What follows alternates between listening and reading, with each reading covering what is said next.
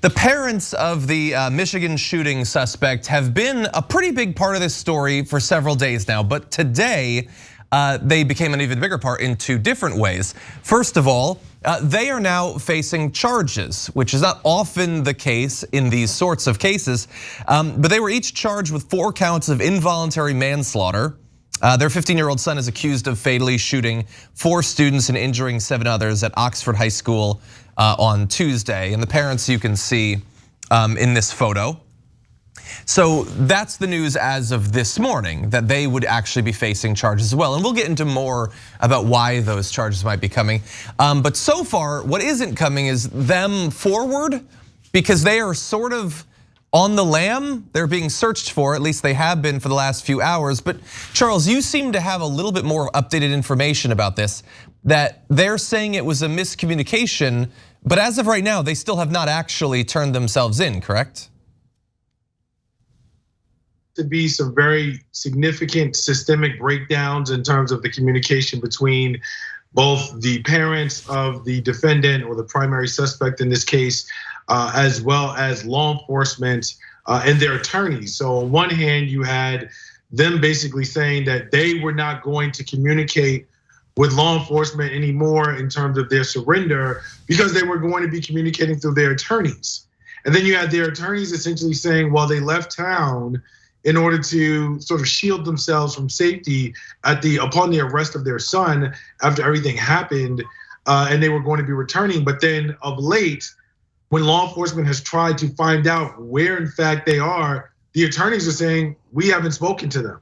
So there's this very strange and astounding, quite frankly, lapse in communication, it would appear, between all 3 parties. And as of right now, the sheriff's office in Oxford is apparently treating this like they are on the run, like they are fugitives. Apparently there are federal law enforcement agencies that are involved. I believe the FBI is involved, and they are pursuing these parents as though they are on the run. So, wow, wild. Yeah, so guys, the amazing details about the story and why I personally think the parents are very much criminally responsible, and there's excellent evidence to that effect, in my opinion. But Charles, you're also a former former prosecutor. So would you try to add charges here for trying to evade justice, or is it too early? I think, we don't really know, at least from where we're sitting, whether we have enough for that. I definitely think it's on the table. The question about whether it actually becomes actualized would be something that we would have to re-examine once the facts come out in the wash. Certainly things are going to be pointing to that. There are a number of things that make this astoundingly spectacular in terms of the overall case and its first impression in terms of a group of parents being charged in a school shooting. And so I don't know, as a prosecutor, from a strategic standpoint, how much you want to push the limit until you know what's certain. And so at this point, I would say, we've already seen the prosecutor here file charges against them for involuntary manslaughter. That's already a very, very significant deal that viewers need to understand. Even as we may think it's common sense, it's relatively new in terms of being a case of first impression. And so I don't necessarily know that you want to push the limits there until you can be certain that what you will be charging them in terms of evading justice or being fugitives or what have you is going to stick. So we want to give you a little bit more information about some of what's played into beliefs here on the network or out there that the parents should be charged, and might have played into the fact that they were. So we know that initially the father had purchased a 9mm pistol for the suspect, Ethan Crumbley, who eventually posted a photo online calling it his new beauty. It's a 9mm pistol for a 15-year-old child, oddly enough. And then we have more recently, a teacher found the shooter searching for ammunition on his cell phone during class and reported it to higher ups. Administrators left a voicemail for the mother in this case and followed up with an email, but received no response. She did respond, just not to them. To her son, she texted, "Lol, I'm not mad at you. You have to learn not to get caught." So she was cool with him shopping for ammunition while in class. She just didn't want him to be caught. And then it gets even worse. And we want to play a little bit of video of the prosecutor in this case, Karen McDonald, talking about what happened on the day of the actual shooting. On November 30th, 21, the morning of the shooting, the next day, Ethan Crumbley's teacher came upon a note on Ethan's desk, which alarmed her to the point that she took a picture of it on her cell phone. The note contained the following: a drawing of a semi-automatic handgun pointing at the words, quote, "The thoughts won't stop, help me," end quote. In another section of the note was a drawing of a bullet with the following words above that bullet, quote, "Blood everywhere," end quote. Between the drawing of the gun and the bullet is a drawing of a person who appears to have been shot twice and bleeding. Below that figure is a drawing of a laughing emoji. Further down the drawing are the words, quote, "My life is useless," end quote. And to the right of that are the words, quote, "The world is dead," end quote. As a result, James and Jennifer Crumbley were immediately summoned to the school. A school counselor came to the classroom and removed the shooter and brought him to the office with his backpack. Counselor obtained the drawing, but the shooter had already altered it. The drawings of the gun and the bloody figure were scratched out along with the words, "Help me," and "My life is useless." "The world is dead," and "blood everywhere." Those were all altered by him. At the meeting, James and Jennifer Crumbley were shown the drawing and were advised that they were required to get their son into counseling within 48 hours.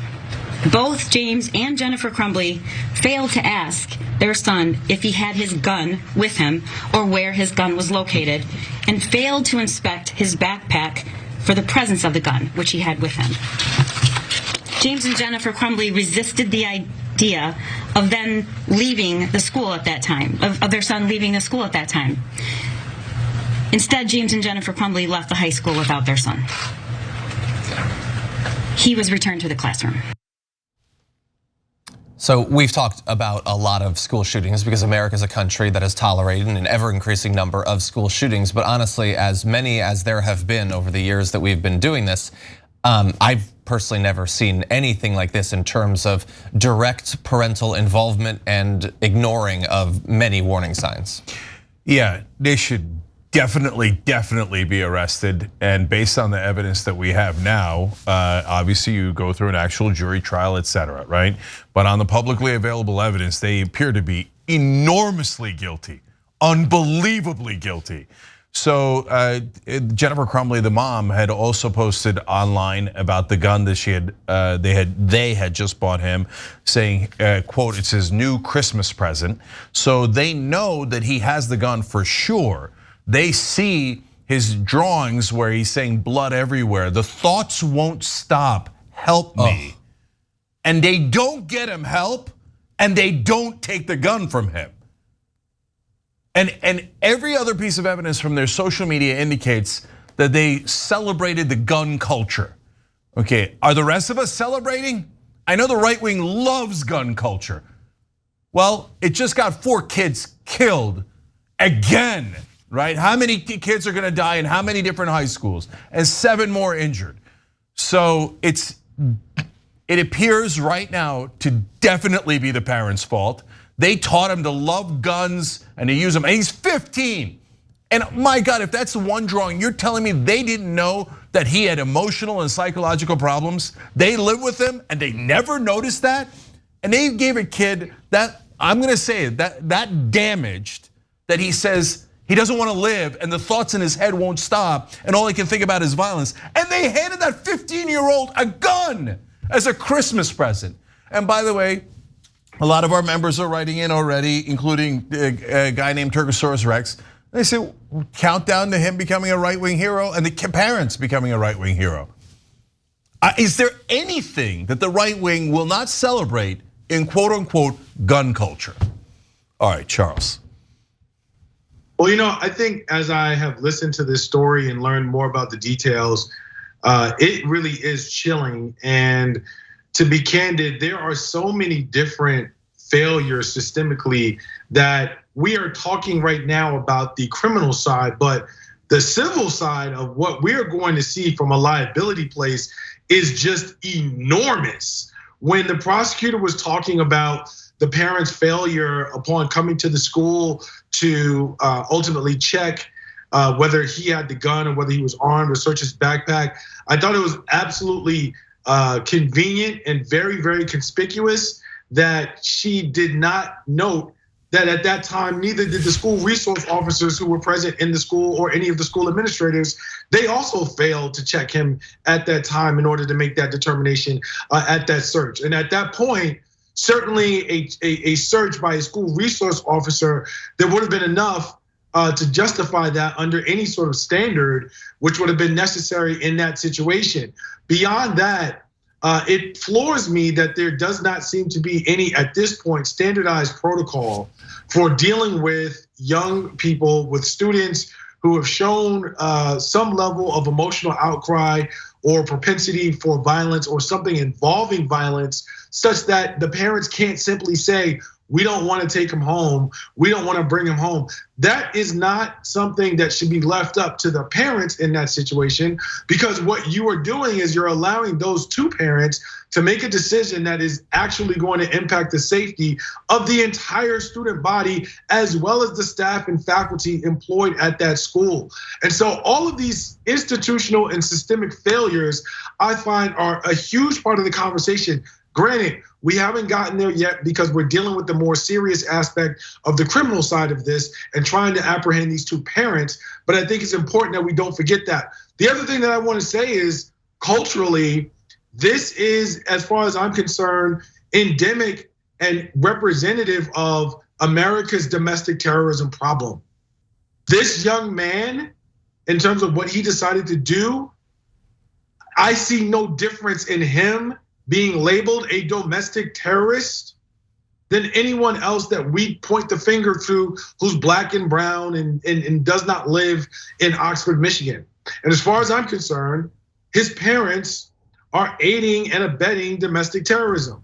I can't speak to their guilt or their innocence, as I'm not on their jury. I don't live in Oxford. I'm not going to be on their jury. But certainly in terms of this being a case of first impression, there remains a mountain of evidence, and what appears to be, and we can only assume, is factual information that certainly supports their conviction under the Michigan involuntary manslaughter statutes. Because under those, you don't have to intend for someone to die. You don't have to want someone to die. What you have to do is support someone committing the crime that results in someone else's death. And they clearly did that. When you look at these text messages, we look at the fact that they bought the gun. They knew that they bought the gun for him. Like, all of these things point to it. So the totality of the circumstances, to Cenk's point, absolutely points directly to these parents having some criminal liability. We know they're gonna have tons of civil liability, although it's unclear right now whether there'll be anything to recover once all the smoke settles. Yeah, and I saw a text that once the news had broken that the shooting had started, the mom apparently texted him saying, "Don't do it." Oh, right. No, that's a great point, We're John. a little bit late. Yeah, at that point. No, they knew it was gonna be him, because without knowing that it was him, they did not know at that point. The mom texts him, "Don't do it." But he had already done it. So she knew it was him, okay? And then the dad called authorities after he heard about the shooting, but didn't know it was his son, to say, oh, he's got a gun, etc. Did they tell the school? Like, I know they left him there, they left, they didn't search the bag.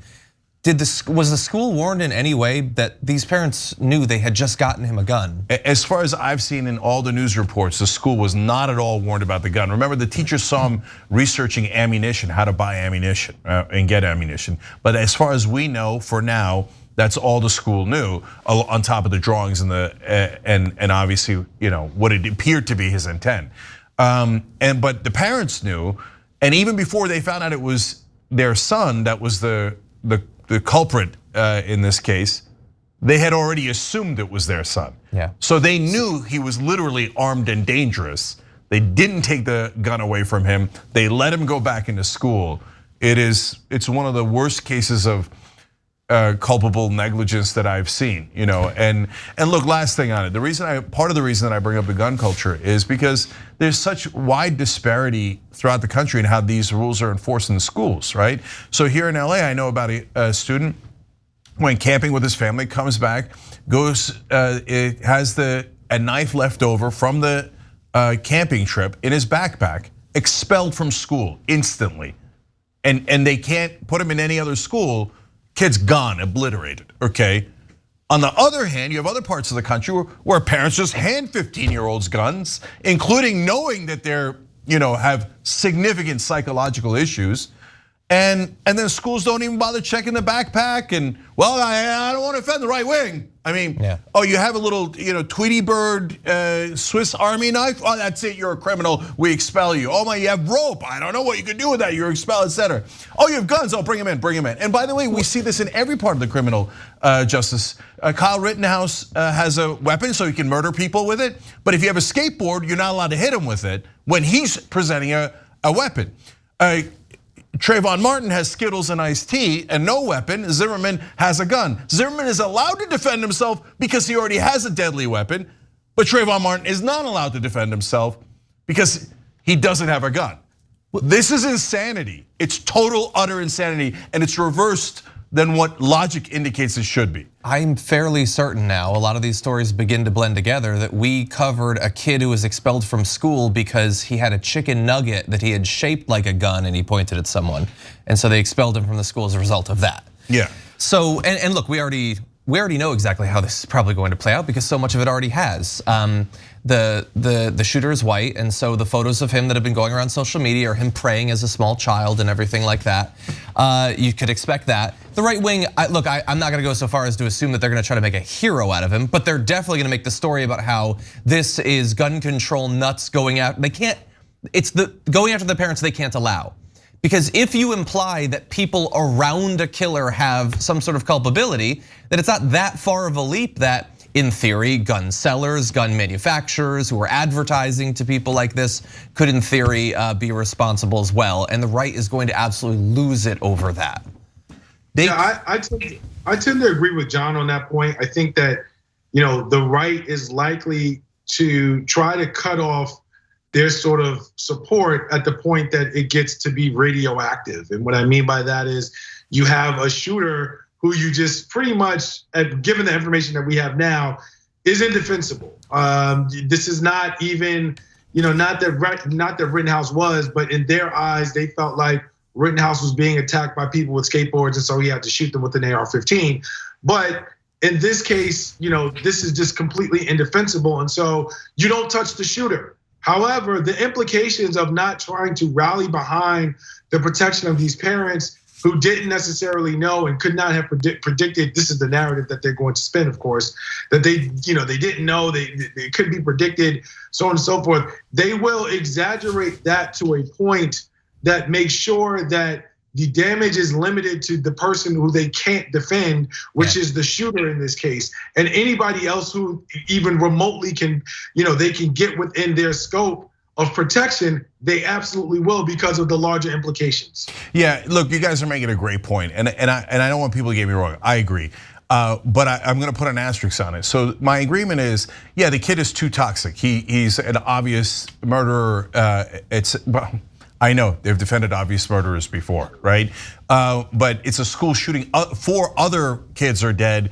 Most of them are white. I mean, they're gonna be conflicted, right? And it's gonna be too much. I think there's a bottom of the barrel, but every time I think that, they go below it. But the parents, I would be surprised if the right wing did not rally significantly around the parents. What? We have guns, we share them with our kids. I teach my 3-year-old how to shoot people in the head. What? That's not allowed anymore? I'm supposed to look for warning signs? Yeah, and so they think a weapon that is designed to kill people is more important than the actual life. Those 4 kids are dead, the other 7 are shot and in the hospital, and they think they are not as important as the weapon I use to kill them, because that is the thing they pray to. That is their now golden calf. Oh, weapons, guns. That's the right wing in this country. And then my asterisk, guys, is if we're being honest, if Ethan Crumbley had just pushed one of the kids and the kid had pushed back, or thrown a chair at him to defend himself or done anything. Then he could have taken out the gun and killed him and whoever else he pushed and then tried to defend themselves. And yes, at that point, the right wing and a huge part of our judicial system would say self-defense, he just stood his ground.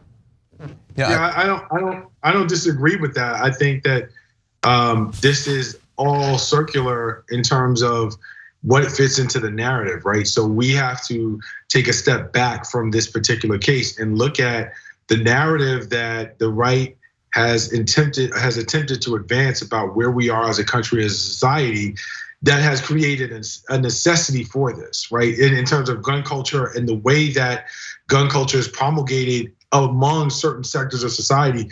Think about the narratives that the right has been so adamant about advancing. Number one, that people are trying to take their guns, right? Like that's the first one. So anytime that you try to take something from people who have something or something that people feel like they are entitled to, there's gonna be a big fight there.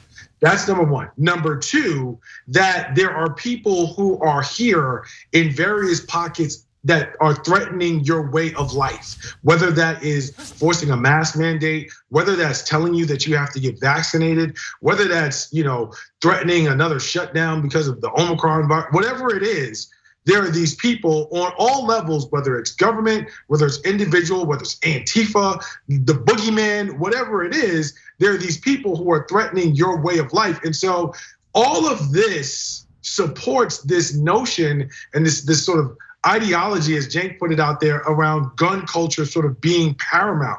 And I think that when you take a step back further and you look at the demographics of Oxford, Michigan, when you look at who we're talking about in terms of the shooter and his family, and when you look at the ideology of the right and how toxic it is right now, a lot of it, unfortunately, is not surprising.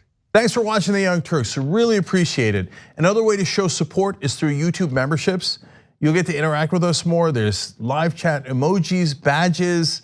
You've got emojis of me, Anna, John, JR, so those are super fun. But you also get playback of our exclusive member-only shows and specials right after they air. So all of that, all you gotta do is click that join button right underneath the video. Thank you.